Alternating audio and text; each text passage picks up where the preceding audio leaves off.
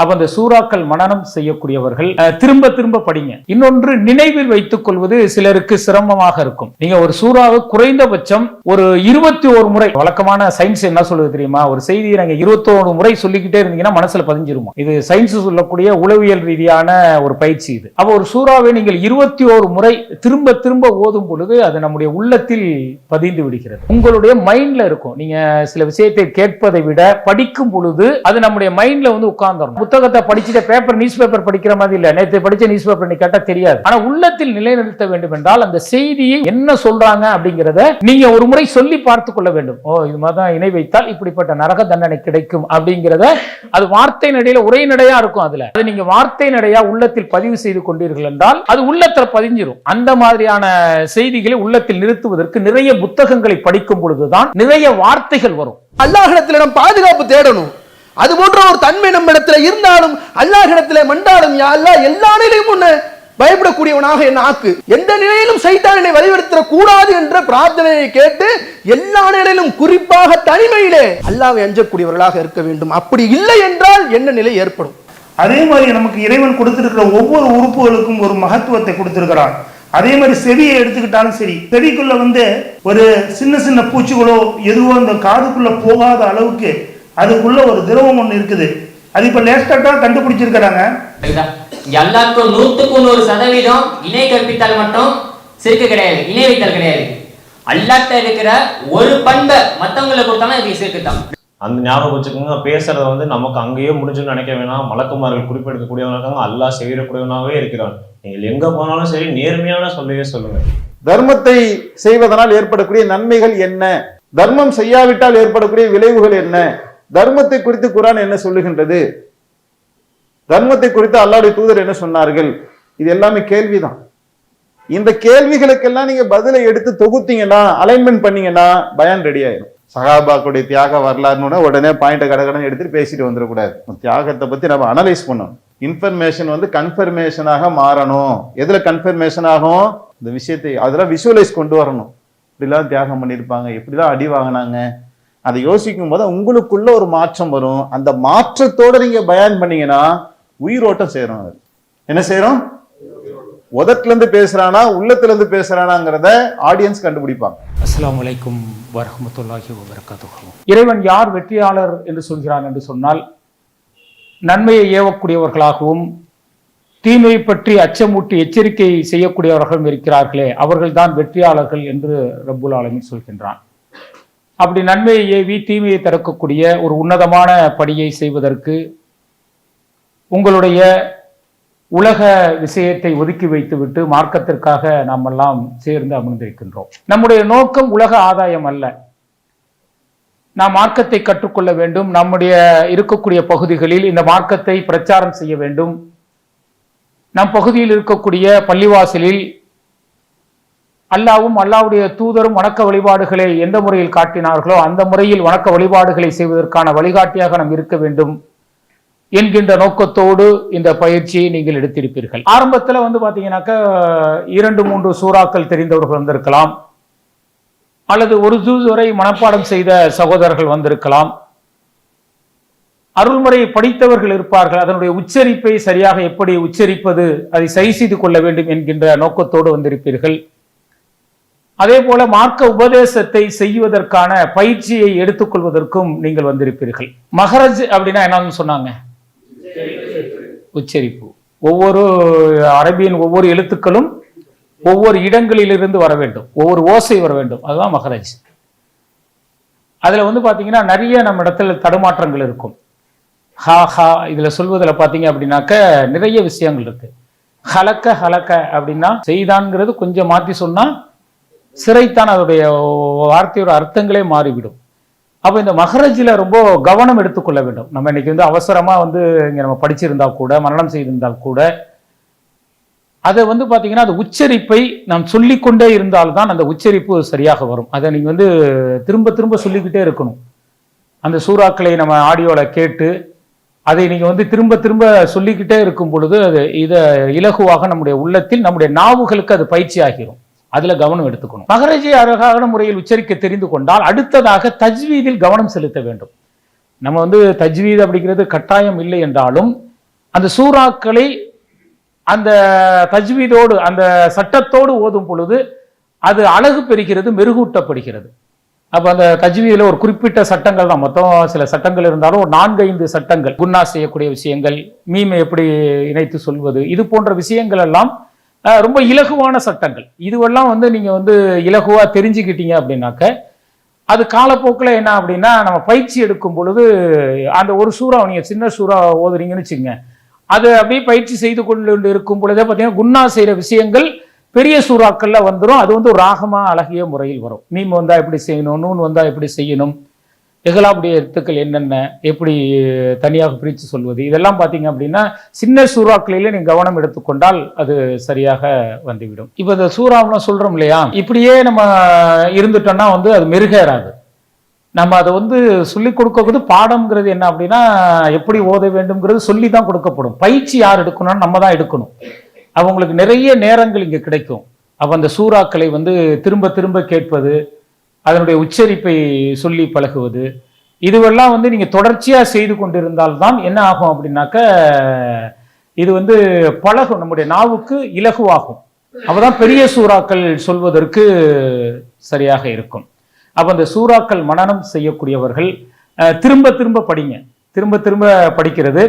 இன்னொன்று, நினைவில் வைத்துக் கொள்வது சிலருக்கு சிரமமாக இருக்கும். நீங்க ஒரு சூறாவை குறைந்தபட்சம் ஒரு 21 முறை, இந்த வழக்கமான சயின்ஸ் என்ன சொல்லுது தெரியுமா, ஒரு செய்தியை நாங்க 21 முறை சொல்லிக்கிட்டே இருந்தீங்கன்னா மனசுல பதிஞ்சிருமா. இது சயின்ஸ் சொல்லக்கூடிய உளவியல் ரீதியான ஒரு பயிற்சி இது. அப்போ ஒரு சூறாவை நீங்கள் 21 முறை திரும்ப திரும்ப ஓதும் பொழுது அது நம்முடைய உள்ளத்தில் பதிந்து விடுகிறது. அதே போல அந்த சூறாக்கெல்லாம் மன்னனம் செய்யறோம்ல, இது கன்ஃபியூஸ் ஆகிறதுக்கு என்ன காரணம்னா நம்முடைய இசையில கவனம் செலுத்துவது. சிலர் பார்த்தீங்கன்னா இந்த பாடல்கள் கேட்டாங்கன்னா அந்த சூறா மன்னனம் ஆகாது. ஏன்னா அதனுடைய சங்கீதம் அது நம்முடைய சைத்தானுடைய இதுதானே. அது நம்முடைய பார்த்தீங்கன்னா மண்டையில வேற மாதிரியான சிந்தனை உருவாக்கிறோம். சூறாக்களை நீங்கள் திரும்ப திரும்ப கேட்கும் பொழுதுதான் எந்த இடத்தில் எத்தனை குன்னா செய்கிறார்கள், அப்ப 2 விரல் நீட்ட அளவிற்கு குன்னா செய்ய வேண்டும் அப்படின்னாக்க அதை நீங்க திரும்ப திரும்ப அதை ஓதிக்கிட்டே இருக்கும் போதுதான் இந்த இடத்துல இந்த வார்த்தை இப்படி சொல்ல வேண்டும் அப்படிங்கிறது வரும். அப்போ நீங்க ஓதக்கூடியவர்கள் இந்த திரைப்பட பாடல்களோ அல்லது இந்த இசையை கேட்பதோ முற்றிலுமாக தவிர்த்து விட்டீர்கள் என்றால் இது உங்களுடைய மனதில் பதிய ஆரம்பித்து விடும். அதனால இந்த சூறாக்கள் விஷயத்தில் உங்களுக்கு நிறைய பயிற்சி கொடுத்துருப்பாங்க. நம்ம இங்கேருந்து குரானையே மனப்பாடம் பண்ணிட்டு அனுப்பணும் அப்படிங்கிற எண்ணமும் அல்ல. இயன்றளவிற்கு எவ்வளவு அவங்க மனப்பாடம் செய்ய வேண்டுமோ அவ்வளவுதான் செய்யணும் அப்படிங்கிறாங்க. அப்ப நீங்க வந்திருக்கக்கூடியவர்கள் சேவை நோக்கோடு பணியாற்ற வேண்டும் என்ற எண்ணத்தோடு தான் நீங்க போகணும். சூறாக்கள் மனனம் ஓகே. அதே போல துவாக்கள் மனனம், தொழுகையின் ஆரம்ப துவா என்ன சொல்லுங்க, தெரியுமா? எல்லாருக்கும் தெரியுமா? யாருக்கு தெரியாது? ஏன்னா நம்மளை நம்பிதான் பின்னாடி மக்கள் நிக்க போறாங்க. அப்போ எல்லாருக்கும் இமாமா நிக்கிறேன்னா அந்த அத்தனை மக்களுடைய தொழுகை என்னுடைய பொறுப்புல இருக்கு இல்லையா? அப்போ இந்த ஆரம்ப துவாவை தெரிந்து கொள்ள வேண்டும். அதே போல அத்தஹியாத்தில் ஓத வேண்டிய துவாக்கள் இருக்குல்ல, இது நம்ம சத்தமா ஓதலைங்கிறதுனால பலர் இதுல கவனம் இல்லாமல் இருப்பாங்க, உச்சரிப்பு சரியா இல்லாமல் இருக்கும், அல்லது முழுமையான அந்த அத்தஹியா துவாவை முழுமையா முடிக்காம இருப்பாங்க. அதையெல்லாம் கவனம் செலுத்த வேண்டும். இமாமாக இருக்கக்கூடியவர்கள் எல்லோருக்கும் முன்னின்று நான் இமாமாக இருக்கிறேன்னா அத்தனை நபருடைய தொழுகையும் நான் பொறுப்பேற்கிறேன்ல. அப்போ நம்ம அதை முழுமையாக செய்யணும். செய்யலைன்னா கூட அதை கற்றுக்கொள்வதற்கு ஆர்வம் எடுக்க வேண்டும். ஏன்னா அதனால அந்த விஷயத்துல கொஞ்சம் கவனம் எடுத்துக்கொள்ளுங்கள். அடுத்ததாக இமாம் மட்டும் நம்முடைய ஜமாத்துக்கு போதுமானது அல்ல, கூடுதலாக பேச்சாளர்கள் அவசியம். நம்முடைய ஜமாத்தின் அடிப்படை எது அப்படின்னா ஏகத்துவ பிரச்சாரத்தை மக்களிடத்தில் கொண்டு செல்வது தான். அந்த பிரச்சாரத்தை கொண்டு செல்வதில் நம்முடைய பணி இன்றியமையாத ஒன்று. இந்த அண்ட சராசரத்தை படைத்த ரப்பை மட்டுமே வணங்க வேண்டும் என்கின்ற அந்த ஏகத்துவ கொள்கையை மக்களிடத்தில் சொல்ல வேண்டிய ஒரு மகத்துவமான பணி நம்மிடத்தில் இருக்கிறது. அப்ப வந்திருக்கக்கூடியவர்கள் அந்த பேசக்கூடிய ஆற்றல்களை வளர்த்து கொள்ள வேண்டும். இது ரொம்ப இலகுவானதுங்க. பேசுங்கிறது நம்ம என்ன நினைக்கிறோம்னாக்க சிலருக்கு ஒரு நர்வஸ் இருக்கும். பேசுனா தப்பா பேசிடுவோமோ, அல்லது பாத்தீங்க அப்படின்னாக்க நமக்கு தெரியாத விஷயத்தை சொல்லிடுவோமோ அப்படின்னு நினைப்போம். இந்த மார்க்கத்தை பொறுத்தவரை அல்லாஹு தஆலா தூதர் அனுப்பினான்ல, இறுதி தூதருக்கு பிறகு இந்த மார்க்கத்தை யார் சொல்ல வேண்டும்? ஆமா, அதைத்தான் அல்லாஹ்வுடைய தூதர் அவர்கள் அரஃபா மைதானத்தில் சொன்னாங்க. உங்கள்கிட்ட நான் மார்க்கத்தை சொல்லி இருக்கின்றேன், தெரிந்த ஒரு விஷயமாக இருந்தாலும் அதை பிற மக்களிடத்தில் சொல்லுங்கள். நீங்கள் நன்மையை ஏவி தீமையை தடுக்கக்கூடிய ஒரு கூட்டம் இருக்கட்டும் அல்லாஹ் தஆலா சொல்றான்ல, அந்த நன்மையை ஏவி தீமையை தடுக்கக்கூடிய கூட்டம் அழைப்பாளர்கள். அப்ப அழைப்பாளர்களாக இருக்கக்கூடியவர்கள் விஷயங்களை தெரிந்து கொள்வதற்கு ஆர்வம் காட்ட வேண்டும். நீங்க பேச்சாளர்களாக இருக்கக்கூடியவர்கள் பிறர் பேசுவதை பார்த்து அதை அப்படியே பேசுவது ஆரம்ப கட்டமா இருக்கலாம். ஆனால் அதுவே நாளடைவில் சென்றால் நம்முடைய மூளை ஒரு செட் ஆயிக்கும். சரி, இதை கேட்டுதான் பேசணும் அப்படின்னு செட் ஆயிடுச்சுன்னு வச்சுங்களேன், உங்களுக்கு புதியதான எந்த விஷயங்களும் தெரியாது. அப்ப நிறைய படிக்கணும். நம்மளுடைய மார்க்கம் சம்பந்தமான நூல்கள் நிறைய எழுதியிருக்கிறோம் இல்லையா? நீங்க எந்த தலைப்பை எடுத்துக்கொண்டாலும் ஒவ்வொரு தலைப்பிலும் நம்ம இடத்துல புத்தகம் இருக்கு, சரிங்களா? அந்த புத்தகத்தை நீங்கள் படிக்கும் பொழுது என்ன ஆகும் அப்படின்னாக்க உங்களுடைய மைண்ட்ல இருக்கும். நீங்க சில விஷயத்தை கேட்பதை விட படிக்கும் பொழுது அது நம்முடைய மைண்ட்ல உட்கார்ந்துடணும்.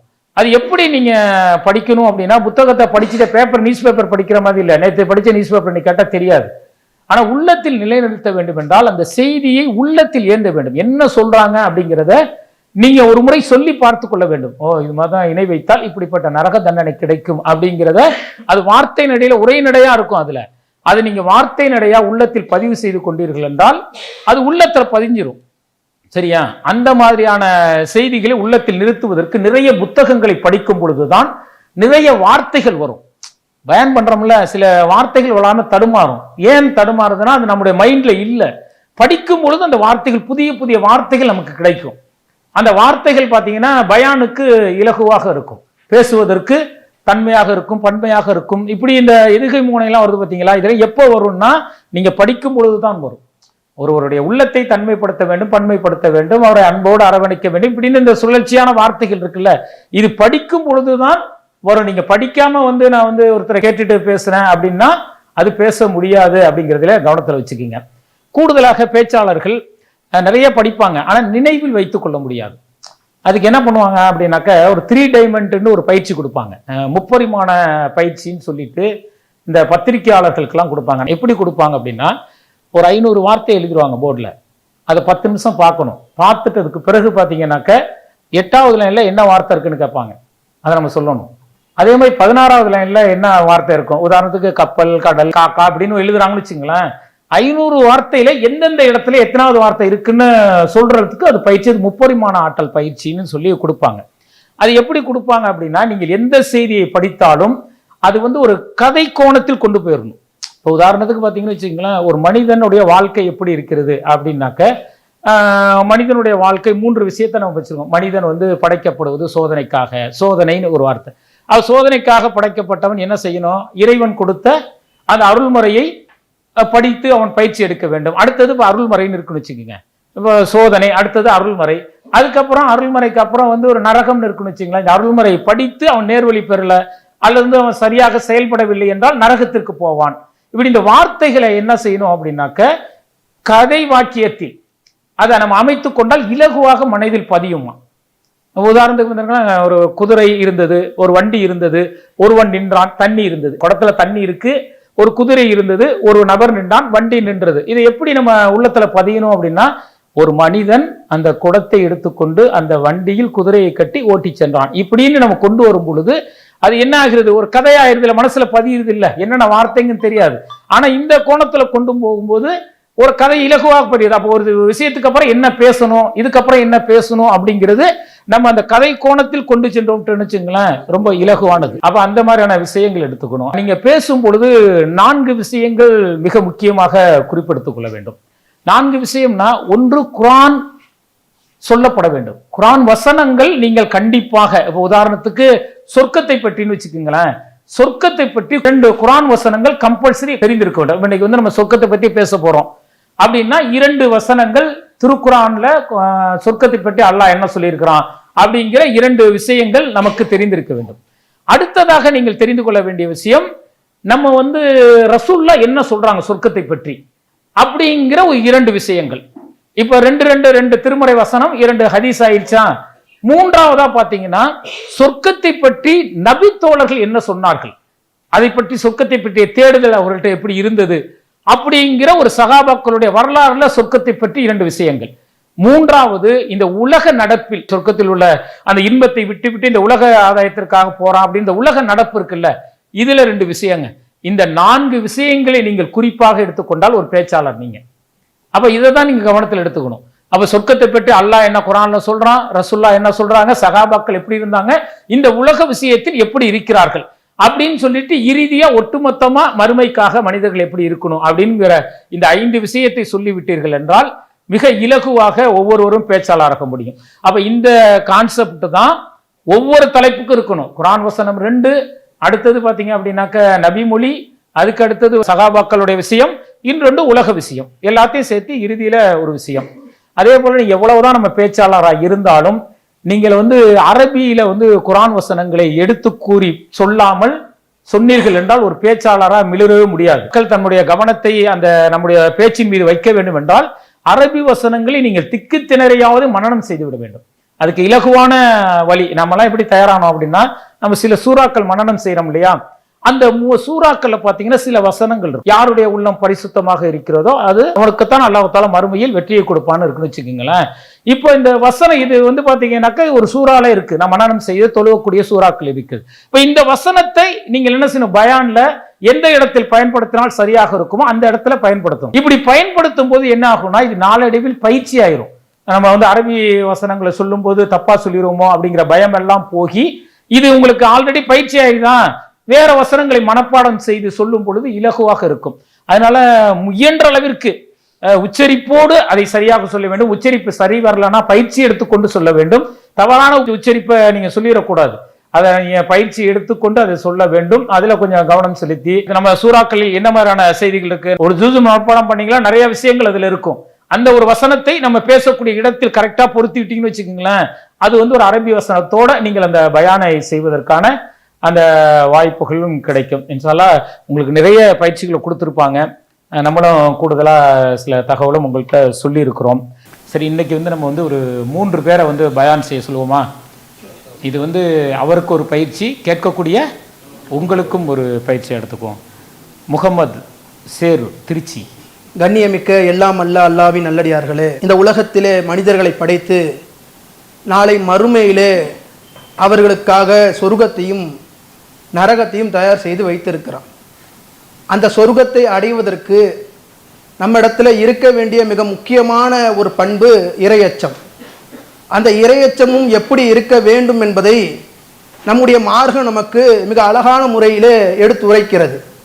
இப்ப முஸ்லிம்களாக இருக்கக்கூடிய எல்லாரிடத்திலுமே அல்லாஹ்வுடைய தக்வா இருக்குமா இல்லையா என்றால் கண்டிப்பா இருக்கத்தான் செய்யும். அந்த இறையச்சம் எப்படி இருக்க வேண்டும் என்பதை குறித்தும் நம் திருமறை குர்ஆனிலும் ஹதீஸ்களிலும் நிறைய இடங்களிலே நாம் பார்க்கிறோம். ஒரு இடத்திலே தக்குல்லா, நீங்கள் அல்லாஹ்வை அஞ்சுங்கள் என்று அல்லாஹ் சொல்லுவான். இன்னும் பல இடங்களிலே அல்லாஹ் அதை குறிப்பிட்டு எப்படி நீங்கள் அஞ்சணும், எது போன்று அஞ்சணும் என்பதை எல்லாம் அல்லாஹ்வும் அல்லாஹ்வுடைய தூதரும் நமக்கு பல இடங்களிலே சொல்லியிருக்கிறார்கள்.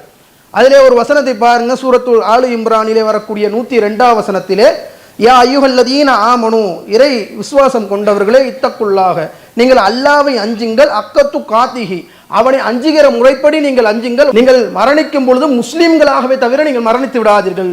ஈமான் கொண்டவர்களை கூப்பிட்டு அல்லாஹ் சொல்கின்றான், நீங்கள் அல்லாஹ்வை பயப்படுங்கள் என்று சொல்வது மட்டும் இல்லாமல் கூடுதலாக அவனை பயப்பட வேண்டிய விதத்தில் பயப்படுங்கள், நீங்கள் முஸ்லிம்களாகவே தவிர மரணித்து விடாதீர்கள் என்று அல்லாஹ் இடத்திலே அந்த இறையச்சம் என்பது எந்த அளவிலே இருக்க வேண்டும் என்பதை நமக்கு சுட்டி காட்டுவதை பார்க்கணும். அதே மாதிரி அல்லாஹ்வுடைய தூதர் அவர்கள் ஒரு இடத்திலே சொல்கின்றார்கள், யா அய்யுஹன் நாசு, மனிதர்களே, அலைக்கும் பி தக்வாக்கும், உங்களுடைய தக்வாவை நீங்கள் பேணிக் கொள்ளுங்கள், ஷைத்தான் உங்களை ஒருபோதும் திசை திருப்பிட வேண்டாம். ரசூலுல்லாஹ் சொல்றதை பாருங்க, மனிதர்களே உங்களுடைய தக்வாவை நீங்க பேணிக் கொள்ளுங்கன்னு சொல்றாங்க. தக்வாவோட இருங்கன்னு சொல்லல, தக்வாவோட இருக்கக்கூடிய மனிதர்களை பார்த்து தான் சொல்றாங்க, உங்களுடைய தக்வாவை நீங்கள் பேணிக் கொள்ளுங்கள், ஷைத்தான் உங்களை என்ன செய்து விட வேண்டாம், திசை திருப்பிட வேண்டாம். ஏன்னா தக்வாவாதிகளையும் சைத்தான் திசை திருப்புவான், அல்லாஹ்வை அஞ்சுபவர்களையும் சைத்தான் திசை திருப்புவான், அல்லாஹ்வை அஞ்சாதவர்களையும் சைத்தான் திசை திருப்புவான். ஆனா அல்லாஹ்வை அஞ்சியவர்களை என்ன செய்வான், அந்த இறையச்சத்தை விட்டு வெளியே கொண்டு வருவான். அப்ப நம்ம தக்வாவை நம்ம இறையச்சத்திலே நம்ம என்ன செய்ய வேண்டும், ஒரு பேணுதலாக இருக்க வேண்டும். பேணுதலாக இருக்க வேண்டும் என்றால் எப்படி? இப்ப நம்ம அல்லாஹ்வை பயப்படக்கூடிய ஒரு நிலையில இருக்கிறோம், நம்ம பள்ளிவாசல்ல இருக்கிறோம், எல்லாம் பார்க்கக்கூடிய நிலையில இருக்கிறோம், நம்ம வழி நடத்தக்கூடியவர் இருக்கிறாங்க, எல்லாத்தையும் பார்த்து நம்ம பட்சமாக அல்லாஹ்வை பயப்படுவது, தொழுவது, இன்ன பிற காரியங்கள் செய்வது, தவறை விட்டு விலகி இருப்பது எல்லாம் ஒரு வகை. ஆனால் இன்னொரு வகை இருக்கிறது, நம்ம யாரும் பார்க்கவில்லை, நம்ம யாரும் கண்காணிக்கவில்லை, யாருடைய பார்வை நம் மீது இல்லை. அப்படிப்பட்ட ஒரு நிலையிலே இருக்கும் பொழுது ஒருவர் அல்லாஹ்வை அஞ்சுவது என்பது மிக அரிது. ரொம்ப கம்மியானவர்கள் தான் அப்படி அஞ்சுவார்கள். எல்லா நிலையிலும் அல்லாஹ்வை அஞ்சுவார்கள். என் இறைவன் என்னை பார்க்கிறான், என் இறைவன் என்னை கண்காணிக்கிறான், நான் செய்யக்கூடிய தவறுகள் அல்லாஹ்வுக்கு தெரியும் என்ற அந்த அச்சத்திலே யார் இருப்பார்கள் என்றால் இக்லாஸாக அஞ்சக்கூடியவர்கள், எல்லா நேரத்திலும் அல்லாஹ்வை அஞ்சக்கூடியவர்கள். அப்படிப்பட்ட ஒரு இக்லாஸை நம்முடைய உள்ளத்திலே கொண்டு வர வேண்டும். அப்படிப்பட்ட ஒரு இக்லாஸாக அல்லாஹ்வை நாம் அஞ்சினால்தான் அல்லாஹ்வுடைய மன்னிப்பும் மறுமையிலே சொர்க்கமும் கிடைக்கும். அல்லாஹ் தன் திருமறையிலே சொல்லும் பொழுது இன்னல்லதீன யக்ஷௌன ரப்பஹும், நீங்கள் உங்களுடைய இறைவனை தனிமையிலே நீங்கள் அஞ்சுங்கள் சொல்லிவிட்டு அல்லாஹ் சொல்கின்றான் மக்ஃபிரத்துன் வ அஜ்ருன் கபீர். அப்படி நீங்கள் அல்லாஹ்வை தனிமையிலே நீங்கள் அஞ்சினால் உங்களுக்கு அல்லாஹ் மக்ஃபிரத் மன்னிப்பை கொடுப்பான், அஜ்ருன் கபீர் மிக பிறந்த சொர்க்கத்தை அல்லாஹ் உங்களுக்கு கொடுப்பான். அப்ப இந்த விஷயத்துல ரொம்ப அடிபட்டு போயிடுறோம். யாருமே விதிவிலக்கு கிடையாது. நவுதுபில்லாஹ் மின்ஹா, அல்லாஹ்விடத்தில் நாம் பாதுகாப்பு தேடணும். அது போன்ற ஒரு தன்மை நம்ம இடத்துல இருந்தாலும் அல்லாஹ்விடத்திலே மண்டாடும், யா அல்லாஹ் எல்லா நிலையும் உன்னை பயப்படக்கூடியவனாக என்ன ஆக்கு, எந்த நிலையிலும் சைத்தான் என்னை வழிவெடுத்திட கூடாது என்ற பிரார்த்தனையை கேட்டு எல்லா நிலையிலும் குறிப்பாக தனிமையிலே அல்லாஹ்வை அஞ்சக்கூடியவர்களாக இருக்க வேண்டும். அப்படி இல்லை என்றால் என்ன நிலை ஏற்படும் அதையும் நாம் தெரிந்து கொள்ளணும். அல்லாஹ்வுடைய தூதர் ஸல்லல்லாஹு அலைஹி வஸல்லம் அவர்கள் ஒரு சம்பவத்தை சொல்றாங்க, மறுமையுடைய சம்பவம். நாளை மறுமையிலே ஒரு கூட்டத்தார்கள் வருவார்கள். அவர்கள் திகாமா மலையளவு நன்மைகளை சுமந்து வருவார்கள். தொழுதிருப்பார், நோன்பு வைத்திருப்பார், தர்மம் செய்திருப்பார், ஹஜ் செய்திருப்பார், ஏராளமான நன்மைகளை செய்திருப்பார். அதை கொண்டு வந்து மறுமையிலே அவர் வருவார், அல்லாஹ்விடத்தில் வருவார். அப்படி வந்து நிற்கக்கூடிய நேரத்திலே அவருடைய எல்லா நன்மைகளையுமே அல்லாஹ் தூசிகளாக பறக்க விட்டு விடுவான். எல்லா நன்மையும் அல்லாஹ் தூசியாக பறக்க விட்டு விடுவான். அப்ப ஒரு நபித்தோட என்ன செய்கிறார், கால சௌபான், ஒரு சகாபி பதறார், ரசூலுல்லாஹ் யார் ரசூலுல்லாஹ், அவர்கள் யார் ரசூலுல்லாஹ், அவர்கள் எப்படிப்பட்டவர்கள், என்ன தன்மை உடையவர்கள் கேட்கும்போது ரசூலுல்லாஹி ஸல்லல்லாஹு அலைஹி வஸல்லம் அவர்கள் சொல்கிறார்கள், அவர்கள் உங்களை போன்றவர்கள், உங்களுடைய சகோதரர்கள், உங்கள் தோள் சார்ந்த தோழைகள். நீங்கள் எப்படி இரவு வணக்கத்திலே தொழுகின்றீர்களோ அதுபோன்று அவர்களும் இரவிலே தொழக்கூடியவர்கள், நன்மைகள் அளிக்கப்படக்கூடியவர்கள். சொல்லிவிட்டு ரசூலுல்லாஹி ஸல்லல்லாஹு அலைஹி வஸல்லம் சொல்றாங்க, அப்படி இருந்தாலும் கூட, அப்படி தொழுதாலும் கூட அவருக்கு தனிமை கிடைக்கும் பொழுது அவர் பாவம் செய்யக்கூடியவராக இருந்து விடுவார், அல்லாஹ்வுடைய வரம்பை உடைத்து விடுவார். அப்போது எல்லாமே அடிபட்டு போகுது, எல்லாமே போயிடும். எல்லாமே போயிருச்சுன்னா அப்புறமேட்டு என்ன பண்றது? அப்ப இதை அஞ்சி முத்தக்கின்களுக்குத்தான் இறுதி முடிவு சாதகமாக இருக்கும் என்றால் அது போன்று இக்லாஸாக இறைவனை அஞ்சக்கூடிய நன்மக்களாக நம் அனைவரையும் அல்லாஹ் ஆக்கிடுவானாக. அஸ்ஸலாமு அலைக்கும் வரஹ்மத்துல்லாஹி வபரகாத்துஹு. புதுசா வந்து இங்க பயிற்சி எடுத்த பேச்சாளர்கள் கை தூக்குங்களா? புதுசாக பேச்சாளர்கள் வாங்க பாய், நீங்கள் வாங்க, நீங்கள் வாங்க, நீங்கள் வந்து பேசுங்க. அடுத்தது வேறு யார் இருக்கா? கை தூக்குங்க. ஜி அடுத்தது நீங்கள் கண்ணாடி போட்டீங்களா? நீங்கள் பேசுங்க, என்ன தலைப்பு தெரியுமோ பேசுங்க, சரியா? மாட்டிக்க. கண்ணியம் நிறைந்த சகோதரர்களே, உங்கள் அனைவர் மீதும் அந்த ஏக இறைவனின் சாந்தியும் சமாதானமும் நின்று நிலவட்டுமாக. எல்லாம் வல்ல ரஹ்மான் இந்த உலகத்தை படைத்து அந்த மனிதனுக்கு தேவையான எல்லா வாழ்வாதாரத்தையும் வழங்கி அவனுக்கு அதிகமாக நல்லருள் செய்திருக்கின்றான். உதாரணமாக இறைவன் நமக்கு வழங்கி இருக்கின்ற ஒரு கண்ணை நாம் எடுத்துக்கொள்வோம். இந்த கண்ணில் உள்ள அற்புதம் என்ன என்பதை நாம் சற்று உணர்ந்து கொள்ள வேண்டும். இந்த கண் இருக்குது பாருங்க, ஒரு 2 நிமிஷம் நம் கண்களை மூடி கண் தெரியாதவர்களைப் போல் நாம் இருக்கும் பொழுது எவ்வளவு சிரமமாக இருக்கும் என்று சற்று சிந்தனை செய்து பாருங்கள். அல்லாஹ் சுப்ஹானஹு வ தஆலா இந்த கண்ணில் உள்ள மகத்துவத்தை பற்றி நிறைய குர்ஆனில் பேசி இருக்கின்றான். சாதாரணமாக எனக்கு தெரிந்த சில விஷயத்தை உங்கள் முன் சற்று சொல்லுகின்றேன். ஒரு மலையடிவாரத்திற்கு நாம் செல்லுகின்றோம். அங்கு ஒரு அருவி வீழ்ந்து கொண்டிருக்கிறது. அதை பார்ப்பதற்காக புதிதாக கண்டுபிடிக்கப்பட்டிருக்கிற பைனாக்குலரை வைத்து அட்ஜஸ்ட் செய்து கொண்டு போகின்றோம், வியூ பண்ணி கொண்டுட்டு போகிறோம். அந்த அருவி நமக்கு அருகில் வருது, அப்படியே கொண்டுட்டு போயிட்டே இருக்கிறோம். அதே நேரத்தில் திரும்பி கிட்டக்கு உள்ளதை எடுத்து அந்த பைனாக்குலரை வச்சு பார்க்கணுன்னா அதுக்கு தகுந்த மாதிரி அந்த பைனாக்குலரை அட்ஜஸ்ட் பண்ணணும். அதை அட்ஜஸ்ட் பண்ணி கிட்ட கொண்டு வரணும். அப்போ தான் அந்த இதில் தெரியும். அந்த லாங் வியூவில் வச்சு பார்த்த மாதிரியே இந்த ஷார்ட் வியூவில் வச்சு அதை பார்க்கக்குள்ள அது நிச்சயமாக தெரியாது. ஆனால் அல்லாஹ் சுப்ஹானஹு வ தஆலா நம்ம கண்ணை அந்த பைனாக்குலரை மாற்றிடுங்க, இதே கண்களால் அந்த அருவியை பாருங்கள், அருவி தெரியும். அதே கண்களால் அருகாமையில் உள்ளதை பாருங்க, ஆட்டோமேட்டிக்காக அது அட்ஜஸ்ட் ஆகும். அந்த அளவுக்கு மிக துல்லியமாக அல்லாஹ் சுப்ஹானஹு வ தஆலா வந்து அந்த கண்களை படைத்திருக்கின்றான். இப்போ வந்து நம்ம செல்ஃபோன்லாம் வாங்குகிறோம். அந்த செல்ஃபோனில் வந்து ஒரு நாள் நம்ம யூஸ் பண்ணாலே போதும், அது ஸ்க்ரீனில் லென்ஸில் எல்லாம் வந்து அழுக்கு படிந்துடும். அதே மாதிரி நம்ம கண்களில் வந்து எந்த துணியை வச்சு அதை துடைக்கிறோம், ஆட்டோமேட்டிக்காக அந்த கண் வந்து லென்ஸ் கிளியர் ஆகிற மாதிரி அதுக்குள்ள அமிலத்தை இறைவன் சுரக்க வச்சு அந்த கண்களை சுத்தம் பண்ணுறான். அதே மாதிரி நமக்கு இறைவன் கொடுத்துருக்கிற ஒவ்வொரு உறுப்புகளுக்கும் ஒரு மகத்துவத்தை கொடுத்துருக்கிறான். அதே மாதிரி செவியை எடுத்துக்கிட்டாலும் சரி, செவிக்குள்ள வந்து ஒரு சின்ன சின்ன பூச்சிகளோ எதுவோ அந்த காதுக்குள்ள போகாத அளவுக்கு அதுக்குள்ள ஒரு திரவம் ஒன்று இருக்குது. அது இப்போ லேஸ்டாக கண்டுபிடிச்சிருக்கிறாங்க. காதுக்குள்ள எலி வந்துருச்சுன்னு சொன்னால் அந்த எலி வராமல் இருக்கிறதுக்காக ஒரு ஸ்ப்ரே ஒன்று கொடுத்துருக்குறாங்க. அந்த ஸ்ப்ரே வந்து நம்ம மாஸ்க் மாதிரி ஒன்று போட்டுக்கிட்டு அந்த மாஸ்க் போட்டிருப்போம், உள்ளார கிளீனக்ஸும் வச்சுருப்போம். அந்த ஸ்ப்ரே அடித்தோன்னு சொன்னால் மாஸ்க் போட்டுட்டு அடித்த பிறகு அந்த வாயில் ஒரு கசப்பு தன்மை இருக்கும், தண்ணி கூட குடிக்க முடியாது. மாஸ்க் போட்டிருப்போம், உள்ளார கிளீனக்ஸ் போட்டிருப்போம், எல்லாம் போட்டிருப்போம். போட்ட பிறகு ஸ்ப்ரே அடிச்சுட்டு வந்து ஏதாச்சும் தண்ணி குடிக்கிறானா குடிக்க முடியாது, ஒரு 10 தடவைக்கும் அதை வாஷ் பண்ணணும். அதில் என்ன இருக்குன்னா அந்த எலி வராமல் இருக்கிறதுக்கு ஒரு கசப்பு தன்மையை அந்த மருந்தில் புதுசாக கண்டுபிடிச்சிருக்கக்கூடிய அந்த எலி ஸ்ப்ரே கண்டுபிடிச்சிருக்கான். அல்லாஹ் சுப்ஹானஹு வ தஆலா அந்த காதில் வந்து பூச்சிகளுக்கு ஒரு விருப்பம் இல்லாத ஒரு கசப்பு தன்மையான ஒரு திரவம் ஒன்று சுரக்க வச்சிருக்கிறான். அது எதுக்காகன்னு சொன்னால் நம்ம உறங்கும் போது நம்மையும் அறியாமல் எந்தவித ஒரு சின்ன சின்ன பூச்சிகளோ எதுவும் உள்ளே போகாமல் இருக்கிறதுக்காக மிக ஒரு படைப்பு. இதே மாதிரி ஏராளமான படைப்புகளை அல்லாஹ் சுப்ஹானஹு வ தஆலா வந்து மனிதருக்கு அற்புதங்கள் வழங்கி இருக்கின்றான். இந்த அற்புதங்கள்லாம் நம்ம உணர்ந்து அந்த ஏக இறைவனுக்கு நன்றி செலுத்தக்கூடியவராக நான் இருக்க வேண்டும் என்று கூறி எனது உரையை முடித்துக் கொள்கின்றேன். அஸ்ஸலாமு அலைக்கும் வரஹ்மத்துல்லாஹி வபரகாத்துஹு. பூசாவெல்லாம் கை தூக்குங்க. நீங்கள் அடுத்தது அந்த கடைசி உங்கள் பேர்னா அப்துல் ரஹ்மான் அடுத்தது. சரியா? அஸ்ஸலாமு அலைக்கும். எல்லாம் வல்ல அல்லாஹ்வின் நல்லடியார்களே, இந்த இஸ்லாத்தை பொறுத்த வரைக்கும் நம்ம ஒன்று முதல் விஷயத்தை புரிஞ்சுக்க வேண்டியதுன்னா இஸ்லாத்தின் அடிப்படை ஒன்று விளங்கிக்கணும். வலம் எக்குள்ளவு குஃபுவன் அஹத், அல்லாஹ்வுக்கு நிகராக எவரும் இல்லை, அல்லாஹ்வுக்கு நிகராக யாரும் இல்லை என்று நம்ம நினைக்கிறோம்.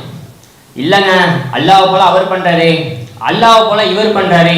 ஒரு மூமின் நினைச்சான்னு சொன்னா, ஒரு முஸ்லீம் நினைச்சான்னு சொன்னா அவன் இஸ்லாத்தோட வெளியே போயிடுவான், அவன் இஸ்லாத்தோட வெளியே போயிடுவான். அல்லாஹ் அதே மாதிரி குறிப்பிடும் பொழுது சிறுத்தை தவிர்த்துட்டு மற்ற ஏனைய எல்லா பாவங்களையும் எல்லாம் மன்னிக்கிறான். தனக்கு இணை கற்பிக்கப்படுவதை அல்லாஹ் மன்னிக்க மாட்டான், அதற்கு கீழே உள்ள பாவங்களை அல்லாஹ் தான் நாடியோருக்கு மன்னிக்கிறான். விளக்குதா? இங்க அல்லாஹ்க்கு 100% இணை கற்பித்தால் மட்டும் சிறுக்கு கிடையாது, இணை வைத்தல் கிடையாது. அல்லாஹ்ட்ட இருக்கிற ஒரு பண்பை மத்தவங்களை கொடுத்தாலும் இது சிறுக்கு தான். ரசூலுல்லாஹ்வே அல்லாஹ் கண்டிக்கிறான், நபியே நீர் இணை கற்பித்தாலும் ஒரு நல்ல இடங்கள் அழிந்து போயிடும், அப்புறம் நீங்க நஷ்டம் அடைஞ்சிருவீங்க. ரசூலுல்லாஹ்வை பார்த்து அல்லாஹ் சொல்றான். அப்பனா நம்ம எந்த மூலிகை? அதே மாதிரி சிறுக்க பொறுத்த வரைக்கும் தர்காக்கு போறது, வழிபாடு தலங்கள், கோயிலுக்கு போறதா இருக்கட்டும், சர்ச்சுக்கு போறதா இருக்கட்டும், இதுதான் சிறுக்கு, அது சிறுக்கு தான். இது மட்டும்தான் சிறுக்குன்னு நம்ம பல நபர்கள் இருக்கிறோம், அப்படிதான் அறிஞ்சு வச்சிருக்கோம். ஆனா அது மட்டும்தான் சிறுக்காண்டா அது கிடையாது.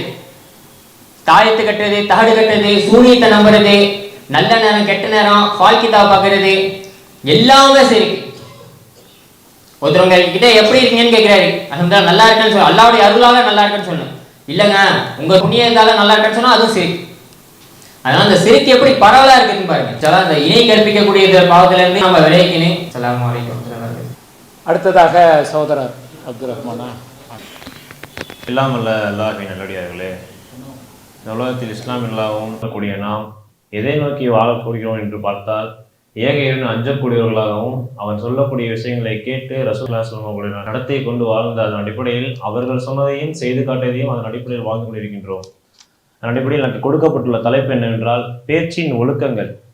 பேச்சின் ஒழுக்கங்கள் என்பது தமிழை சரியான முறையில் உச்சரிப்பதோ அல்ல அவங்கவுங்களுக்கு கொடுக்கப்பட்டிருக்க மொழியை அந்த இலக்கணத்தோட பேசுறது கிடையாது. பேச்சின் ஒழுக்கம்னா நம்ம ஒரு சபையில இருக்கோம் அப்படின்னு சொன்னா பெரியவங்க கிட்ட எப்படி பேசணும், எந்த சூழ்நிலை எந்த மாதிரி விதத்துல பேசணும் அப்படின்னு சொல்லும் பொழுது அல்லாஹ் திருக்குறான்ல ஒரு வசனத்துல சொல்லி காமிக்கிறான், யா அய்யுஹல்லதீன ஆமனூ தக்குல்லா வகூலு கௌலன் சதீதா, நம்பிக்கை கொண்டவரே அல்லாஹ்வுக்கு அஞ்சுங்கள், நேர்மையான சொல்லே சொல்லுங்கள். நம்பிக்கை கொண்டவரே அல்லாஹ்வுக்கு அஞ்சுங்கள், நேர்மையான சொல்லே சொல்லுங்கள். நேர்மையான சொல்லே சொல்லுங்கள்னா பேசும்போது பேசுறது இல்லைங்க, நம்மள ஒருத்தவங்க நம்புறாங்க, அதாவது நம்ம கிட்ட ஒரு பிரச்சனை வருது, இல்ல இவர்கிட்ட போனா நேர்மையா இருப்பாருங்க, சொல் தப்ப மாட்டாரு, உண்மையை தான் பேசுவாரு, அல்லாஹ்வுக்கு அஞ்சக்கூடியவர். அல்லாஹ்வுக்கு அஞ்சக்கூடியவர்னா எந்த நிலையிலையும் எந்த விதமான சூழ்நிலை வந்தாலும், இப்ப நம்ம சொந்த ஒரு பிரச்சனைக்கு நம்ம போறோம், நம்மளை கூப்பிட்டு போறாங்க, இவர் நேர்மையா இருப்பாருங்க, இன்னொரு ஒரு பிரச்சனை கூட்டிட்டு போறாங்க அப்படின்னா அங்க நமக்கு சாதகமானவங்களும் இருப்பாங்க, நம்ம சொந்தக்காரங்க இருப்பாங்க, ஆப்போசிட்ல நமக்கு விரோதமா இல்லை யாரோ ஒருத்தவங்க இருப்பாங்க. நம்ம அங்க போயிட்டு நமக்கு சாதகமான ஒருத்தவங்க நம்ம பேச சொல்லக்கூடாது. அந்த ஞாபகம் வச்சுக்கோங்க. பேசுறத நமக்கு அங்கேயே முடிஞ்சுன்னு நினைக்க வேணாம். மலக்குமார்கள் குறிப்பெடுக்கக்கூடியவங்க இருக்காங்க, அல்லாஹ் செய்யக்கூடியவனாவே இருக்கிறான். நீங்கள் எங்க போனாலும் சரி நேர்மையான சொல்லையே சொல்லுங்க. அதன் அடிப்படையில் அல்லாஹ் சொல்லி காமிக்கிறான், நேர்மையான சொல்லையே சொல்லுங்கன்னு சொல்லக்கூடியதாக கேட்கிறோம். அடுத்து ஒரு நல்லடியார், லுக்மான்னு சொல்லக்கூடிய ஒரு நல்லடியார் தன்னுடைய மகனுக்கு சொல்லக்கூடிய அறிவுரையை அல்லாஹ் தஆலா திருமறை குர்ஆனில் இன்னொரு வசனத்துல சொல்லி காமிக்கிறான். 31:19 வசனம். நீ நடக்கும்போது நடுத்தரத்தை கடைபிடி, உனது குரலை தாழ்த்திக்குள், குரலில் மிகவும் வெறுக்கத்தக்கது கழுதையின் குரலாகும்.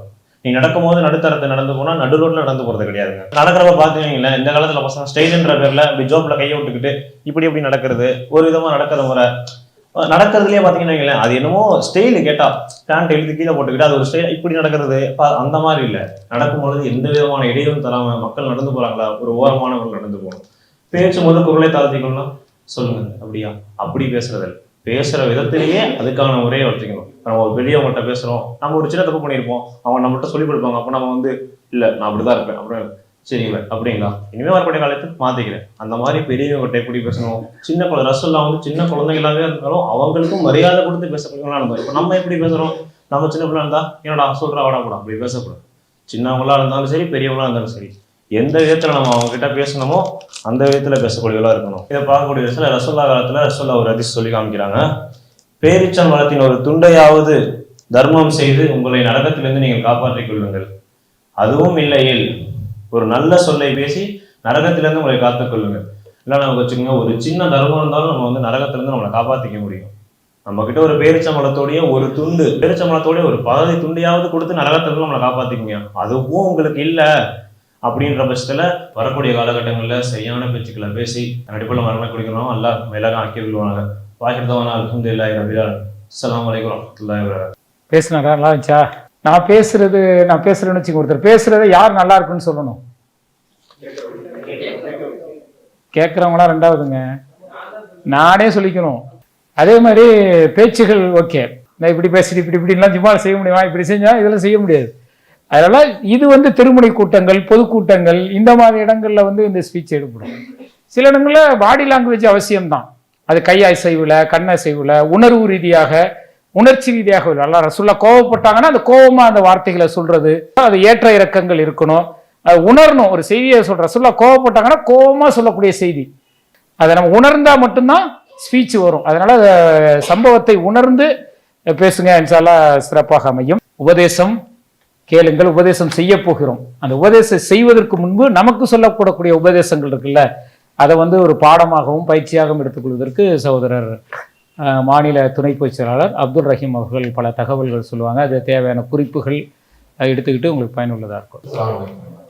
எல்லா மாணவர்களும் இந்த ஒரு பீரியட்ல இந்த ட்ரைனிங்க்கு இது ரொம்ப அதிகபட்சம் அப்படிதான் நம்மளுடைய பார்வையில தெரியும்.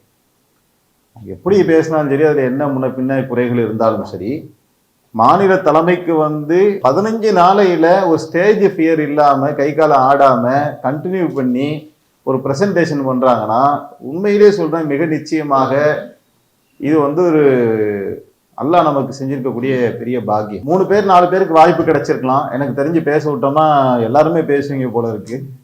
அந்த அளவுக்கு நல்ல வாய்ப்புகளை இந்த ஜமாத்து உங்களுக்கு வழங்கி இருக்கு. இந்த ஜமாத்துக்கும் ஜமாத்திற்கு ஆக உழைக்கக்கூடிய மாநில நிர்வாகிகளுக்கும் பக்க துணையாக இருக்கக்கூடிய மாவட்ட கிளை நிர்வாகிகளுக்குமாக நீங்க அல்லாஹ்விடத்துல துவா செய்யும். துவாங்கிறது அல்லாஹ்வுடைய புறத்துல ஒரு வெயிட்டான விஷயம், சாதாரணமா கடந்து போயிடக்கூடாது. சில நேரங்களில் எங்கேயோ இருக்கக்கூடிய ஒரு இடத்துல போய் நம்ம பள்ளிவாசல்ல தொழுவோம். அந்த தொழுகை வந்து நம்மளை வந்து ஒரு நல்ல நெருக்கத்தை கொடுக்கும். அந்த நேரத்துல நீங்க இந்த பள்ளிவாசலுக்காக யாரெல்லாம் உதவி செஞ்சாங்களோ யாரெல்லாம் அவங்களுக்கு நீ கூலியை கொடுன்னு கேட்டு பாருங்களேன். அது ரொம்ப பெரிய முக்கியத்துவம் வாய்ந்த ஒன்றாக இருக்கும். நீங்க பசிக்கும் போது உங்களுக்கு ஒருத்தன் சோறு கொடுத்தா உங்களுக்கு என்ன ஒரு மனநிலை ஏற்படுமோ, அந்த மாதிரி நீங்கள் ஒரு நன்மையை பெறக்கூடிய நேரத்தில் அந்த நன்மைக்கு உதவியவர்களுக்காக துவா செய்யணும். அப்படி நீங்க உளமார்ந்து மானசீகமாக இந்த ஜமாத்துடைய கட்டமைப்புக்காக இதுக்காக நீங்க துவா செய்யணும். ஓகே தானா? உளமாற நீங்களே செய்யணும். அதை இருந்தாலும் ஷைத்தான் மறக்கடிப்பான்றதுனால உங்களுக்கு நாம் அதை நினைவூட்டி இருக்கணும். ஒண்ணு. ரெண்டாவது என்ன அப்படின்னு சொன்னா, பயான் தொடர்பாக நிறைய குறிப்புகள் சொல்லப்பட்டுச்சு, அனைத்தையுமே எடுத்துக்கங்க. நம்முடைய பார்வையில சொல்றதா இருந்தா, தலைப்பை எடுப்பதுல ஒரு பெரிய சிக்கல் வந்து எல்லாருக்குமே இருக்கும். என்ன தலைப்பை எடுக்கிறதுன்னு யோசிக்கிறதுலே 2 நாள் ஆயிரும். தலைப்பை எடுத்தாச்சு, அதை எப்படி பயானா வந்து ஆக்குறது அப்படிங்கிறது ஒரு பெரிய சேலஞ்சா இருக்கும். தர்மத்தை பத்தி பேச சொன்ன உடனே என்ன செய்வாங்கன்னா, தர்மத்தை பத்தி குர்ஆன் வசனம் என்னெல்லாம் இருக்குன்னு கடகடன்னு எடுக்க ஆரம்பிச்சிருவாங்க. தர்மத்தை பத்தி ஹதீஸ்ல என்ன இருக்கு அப்படிங்கறதெல்லாம் எடுக்க ஆரம்பிச்சிருவாங்க. இப்ப நீங்க ஒரு பொருளை சமையல் செய்யணும்னு முடிவு பண்ண உடனே மார்க்கெட்டுக்கு பைய தூக்கிட்டு ஓடுவீங்களா, என்ன செய்யணுங்கிறத முடிவு பண்ணுவீங்களா? பிரியாணி ஆக்கணும்னு முடிவு வந்ததுக்கு அப்புறம் தான், அதுவும் ஆட்டுக்கறி பிரியாணியா கோழிக்கறி பிரியாணியான்னு முடிவு பண்ணதுக்கு அப்புறம் தான், கோழிக்கறி பிரியாணின்னு முடிவு வாங்கினா கோழி வாங்க போகணும், அதுக்கேத்த பாசுமதி ரைஸ் வாங்க போகணும், மசாலா ஐட்டம் வாங்க போகணும். உப்புமா போடணும்னு முடிவு பண்ணாதான் ரவை வாங்க போக முடியும், சக்கரை வாங்க போக முடியும். அப்படிதானே? அப்ப முதல்ல என்ன வேணும்? இன்கிரியன்ஸ் எல்லாம் குர்ஆன்ல இருக்கு, ஹதீஸ்ல இருக்கு, மாற்று கருத்தே இல்ல. முதல்ல உங்களுடைய பிக்சரைஸ் என்ன சொல்ல போறோம் நாம, அதுக்கு ஆதாரம் குர்ஆன் ஹதீஸ்ல இருந்து எடுக்கணும். இப்ப வரைக்குமே நடைமுறையில பல தாய்கள் செய்யக்கூடிய தவறு என்னன்னா, நிறைய குர்ஆன் ஹதீஸை கொண்டு வந்து கொட்டிடுறாங்க. நான் நிறைய குர்ஆன் ஹதீஸை எடுத்துட்டேன், பொதுச் செயலாளர் அழகா சொன்னாங்க, 2 குர்ஆன் வசனம் 2 ஹதீஸ் வந்து இருக்கும்போது அந்த உரையை வந்து அது அலங்கரிக்கும், மாற்று கருத்தே இல்லை. ஆனால் அது எந்த 2 குர்ஆன் வசனம் 2 ஹதீஸ் அப்படின்னா, முதல்ல குர்ஆன் ஹதீஸை நாம எடுக்க கூடாது. அது என்ன ஆகும்னா, அது irrelevant-ஆ இருக்கும். அந்த உரைக்கும் அவங்க சொல்லக்கூடிய குர்ஆன் ஹதீஸ்க்குமே சம்பந்தம் இல்லாம போயிடும் சில நேரங்கள்ல. தர்மம்னா தர்மத்துக்குள்ளேயே 10 பயான் இருக்கு. எந்த மாதிரி தர்மம் செய்யக்கூடாதுங்கிறதுக்கே தனி பயான் இருக்கு, எப்படி தர்மம் செய்ய வேண்டும்ங்கிறதுக்கே தனி பயான் இருக்கு. அப்படிதானே? அப்ப முதல்ல நம்ம என்ன செய்யணும்னா, ஒரு கான்செப்டை வந்து நம்ம உருவாக்கணும். கஷ்டமா இருக்கும், சிரமமா கூட இருக்கும். ஒரு பயான் எடுக்கிறதுக்கு 1 மாசம் கூட ஆகும். அழகா சொன்னாங்க, ஒரு பயான் நீங்க எடுத்துட்டீங்கன்னா 10 இடத்துல பேசிங்க, அது தப்பு கிடையாது. ஆனால் இன்னொருத்தருடைய பயான் எடுத்து பேசக்கூடாது. நீங்கள் ஒரு ஆய்வாளராக, ஒரு சிறந்த பேச்சாளராக வர வேண்டும் என்று சொன்னால், நீங்க தான் ஒரு என்ன செய்யணும், ஒரு கான்செப்டை உருவாக்கணும். கான்செப்டை உருவாக்குறத நீங்க புதுசா கண்டுபிடிக்கிறது இல்லை, ஏற்கனவே மார்க்கத்துல இருக்கிறது தான். என்ன சொல்ல போறோங்கிறதுக்கான வியூகத்தை வகுக்கிறது. சரிதானா? சரி, இப்ப தர்மத்தை பத்தி பேசணும் அப்படின்னாக்கா எப்படி அந்த பயானை அமைக்கலாம் அப்படின்னா, எந்த ஒரு தலைப்பையும் நீங்க முதல்ல தேர்ந்தெடுத்த பின்னாடி அதுல பல கேள்வி கணைகளை தொகுத்தீங்க அப்படின்னு சொன்னா அதுக்கான பதில் தான் பயான். தர்மம் என்றால் என்ன கேள்வி, தர்மத்தை எப்படி செய்ய வேண்டும், தர்மத்தை செய்வதனால் ஏற்படக்கூடிய நன்மைகள் என்ன, தர்மம் செய்யாவிட்டால் ஏற்படக்கூடிய விளைவுகள் என்ன, தர்மத்தை குறித்து குர்ஆன் என்ன சொல்லுகின்றது, தர்மத்தை குறித்து அல்லாஹ்வுடைய தூதர் என்ன சொன்னார்கள், இது எல்லாமே கேள்விதான். இந்த கேள்விகளுக்கெல்லாம் நீங்க பதிலை எடுத்து தொகுத்தீங்கன்னா, அலைன்மெண்ட் பண்ணீங்கன்னா பயான் ரெடி ஆயிடும். குர்ஆனே கேள்விக்கான பதில் தான். குர்ஆனுக்கு பேரே பயான் தானங்க. யாருடைய கேள்விக்கான பயான்? 23 ஆண்டுகள் மனிதர்கள் கேட்ட கேள்விக்குத்தான் குர்ஆன் பதிலாக அருளப்பட்டுச்சு. அப்ப குர்ஆனே பயானாக ஆகுது, குர்ஆனே கேள்விக்கு தான் பதில் சொல்லுது. நபியே மாதவிடாய் பத்தி உன்கிட்ட கேட்கிறாங்க, நீ அவங்களுக்கு சொல்லு அப்படின்னு குர்ஆன்ல என்ன செய்யும், பதில் வரும்.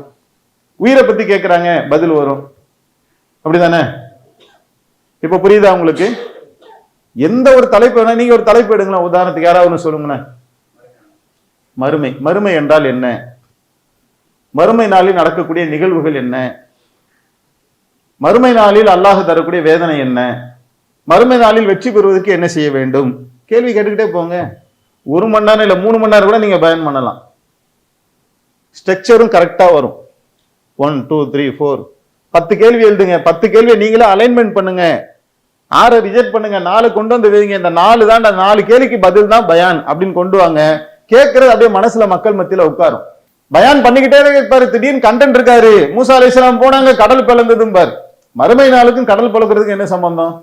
ஏதோ 2 குர்ஆன் வசனம், ஏதோ 2 ஹதீஸ் கிடையாது. இந்த சப்ஜெக்டுக்கு உரிய குர்ஆன் வசனம், ஹதீஸ், அதுதான் அதுக்கு பொருத்தமா இருக்கும். ஆரம்ப கட்டத்துல இதையெல்லாம் பண்ண பண்ண பண்ண பண்ண சமையல் ஆக்குற மாதிரி, சைக்கிள் ஓட்டுற மாதிரி, ஆரம்பத்துல சிக்கல் சிரமங்கள் வந்தாலும் கூட முறையான பயிற்சிகள் திரும்ப திரும்ப செய்வதை கொண்டு நல்ல ஒரு சிறந்த தாயிகளாக நாம வரலாம். ரொம்ப முக்கியமான விஷயம், பயான் யார் வேணாலும் பண்ணிடலாம். சாலமன் பாப்பாயா பண்ணிடலாம், திண்டுக்கல் லியோனி கூட பயான் பண்ணிடலாம். அவங்களாம் நீங்க ஒரு கான்செப்ட் கொடுத்தா பிரிச்சு மேய்ஞ்சிடுவாங்க. இப்ப குர்ஆன் ஹதீஸ்ல இருந்து தர்மத்தை பத்தி குர்ஆன்ல இருந்து பேசுங்கன்னா பேச மாட்டாங்களா? ஊர் உலகத்தையே பேசலாம், இது பேசுறது பெரிய விஷயமா என்ன? எல்லாருமே பேசுவாங்க பயான். அந்த பயானை நாம் பேசுகின்றோம் என்று சொன்னால் அந்த பயானுக்குள்ள இருக்கக்கூடிய உணர்வுகளுக்குள்ள நம்ம போய் நிக்கணும். நீங்கள் செய்யாத ஒன்றை சொல்லாதீர்கள், அது அல்லாஹ்விடத்துல வெறுப்பிற்குரியதாக இருக்குது. ரொம்ப ரொம்ப ரொம்ப ரொம்ப கவனிக்க வேண்டிய இடம். தொழுகையை பத்தி பயன் பண்ணுவார், ஆனா ஃபஜ்ர் தொழுகைக்கு வர மாட்டார். இந்த தாய் நமக்கு தேவையா? ஒழுக்கத்தை பத்தி பயன் பண்ணுவாரு. ஏற்கனவே நீங்க பார்த்திருப்பீங்க, எவ்வளவு பெரிய அல்லாமா இக்பால்லாம் ஒழுக்கத்தை பத்தி பயன் பண்ணாங்க நம்ம ஜமாத்துல. அப்புறம் என்ன ஆனாங்கன்றதெல்லாம் பார்த்துருக்குறோமா இல்லையா? நல்லா பயான் பண்ணுவார்னு வேணா பேர் எடுத்துட்டு போலாமே ஒழிய கடைசியில ஒரு யூஸும் இருக்காது. அப்ப நாம் எடுக்கக்கூடிய பயானில நாம் நிற்க வேண்டும் என்று சொன்னாலும் அது குறித்து நாம சிந்திக்க ஆரம்பிக்கும். வெறும் பாயிண்ட்டை மட்டும் எடுத்து பேசிட்டு போயிட்டோம்னா கதை க்ளோஸ்.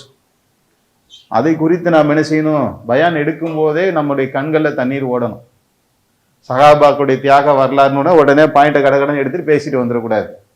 தியாகத்தை பத்தி நம்ம அனலைஸ் பண்ணணும்.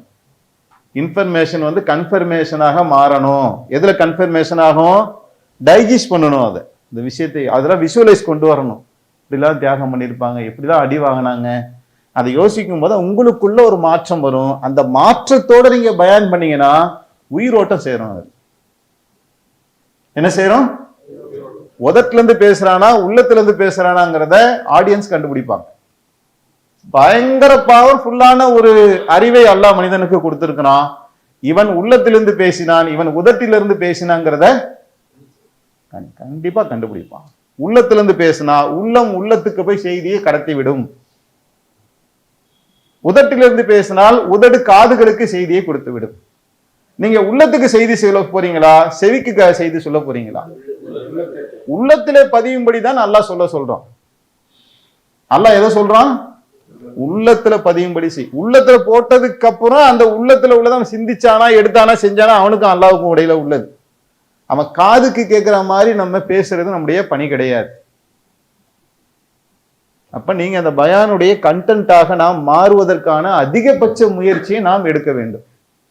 பெற்றோரை பேணுவதை பற்றி பயன் பண்ணிட்டு வீட்டுல போய் அம்மாவை போட்டு திட்டிட்டு இருந்தானா, நேர்மையா வியாபாரம் பண்ணணும் பத்தி பேசிட்டு கடையில போய் கள்ளந்தனம் பண்ணானா, அப்படி ஆயிட்டா என்ன ஆகும் நிலைமை? நயவஞ்சகத்துடைய தன்மை நம்முடைய உள்ளத்துக்குள்ள பேச பேச அதிகமாயிட்டே போகும். பேச பேச சாப்பிட்றேன்னு சொல்லி விஷம் கலந்த சாப்பாடை ஒருத்தர் திண்டா எப்படி செத்துருவானோ, பயான் பண்றேன்ற பேர்ல போய் ஒருத்தன் அவன் சொல்லுக்கும் செயலுக்கும் முரணாக நடக்க அவன் நாசமா போயிடுவான். அப்ப இது வந்து டேஞ்சரான ஃபீல்டாகவும் இருக்கு, பெரிய நன்மையான ஃபீல்டாகவும் இருக்கு. அதை எப்படி ஹேண்டில் பண்றோங்கிறத பொறுத்து. இப்போ ஸ்டேஜில் ஏறி பேசும்போது நமக்கு எப்படி இருக்கும்? பரவசமா இருக்கும். நல்லா இருந்துச்சு அப்படின்னா பாராட்டுவாங்க. அதை நோக்கி நம்ம மனசை கொடுத்துட்டோம்னு சொன்னா நம்ம என்ன செய்வோம்? ஃபீல்ட் அவுட்டாக அல்லாஹ்வுடைய அருளை விட்டு நம்ம தூரமா போயிடுவோம். இஸ்லாம் மற்றும் சமுதாய செய்திகளை அறிந்து கொள்ள தமிழ்நாடு தௌஹீத் ஜமாஅத் யூடியூப் பக்கத்தை உடனடியாக சப்ஸ்கிரைப் செய்து கொள்ளுங்கள். மேலும் பெல் பட்டனையும் கிளிக் செய்து கொள்ளுங்கள்.